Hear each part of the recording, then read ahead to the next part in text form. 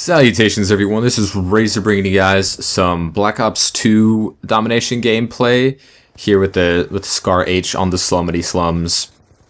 Going back to the Call of Duties, the older ones, as I tend to do a lot, and especially this year, because not digging Ghost, I always get reminded of what the older CODs had to offer, both the good and the bad, and seeing it on a timeline on when each game came out, regardless of like the graphical specs, which are always improving or seem to, you don't see there's no real way to tell which game came before the other one, because of a lot of improvements that some had, the other one doesn't carry over, a lot of mistakes that some had, skips a generation, or is more prevalent as time goes on, or just doesn't disappear and it just stays the same. So it's really weird to see the expanding evolution or lack thereof in such a big franchise that's hit a 3-year life cycle now, with Sledgehammer joining with Inferior Ward and Treyarch. So it'll be very interesting. Obviously Call of Duty is on a decline. The sales have shown that, and people's interest and amount of people playing, and especially when they give us the worst COD ever in Ghosts. There are a lot of reasons to worry, and there's the reasons to speculate on, is this going to be a continuing trend? Can Sledgehammer breathe some new life into the genre of Call of Duty, which is kind of like its own genre by itself, the way that so many people have tried to copy and borrow from it through the years with varying results.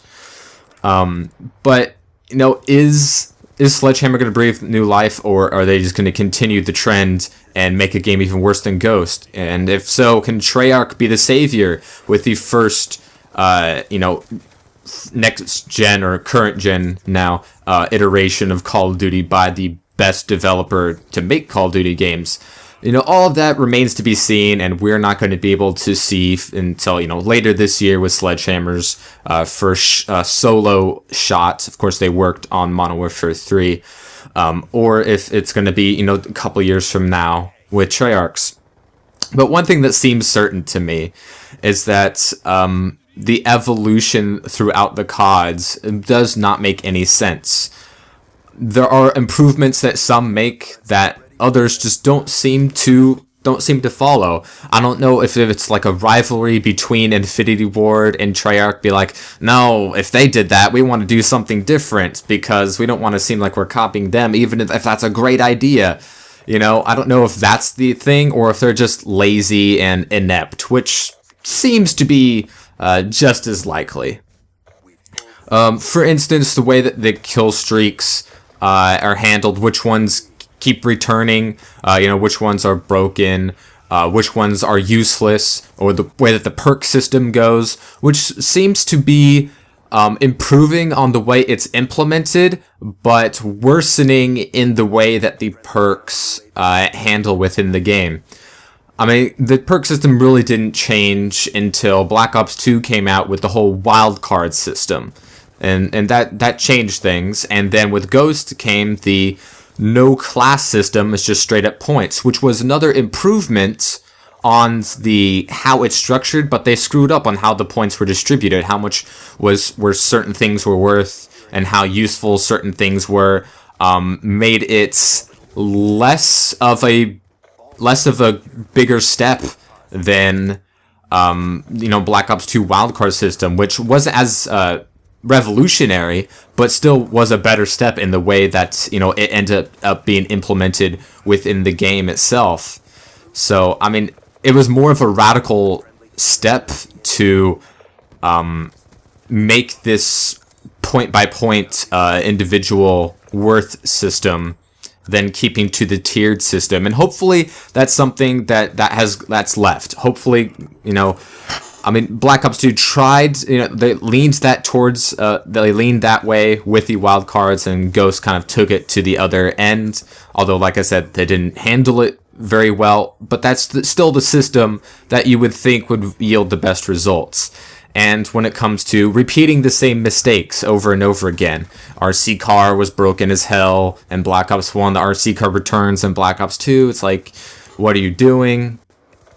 You know, there are certain kill streaks that shouldn't be in the amount of points or kills that they are set at, make them, you know, very useless or not as useful as they could be when you synergize them with other kill streaks.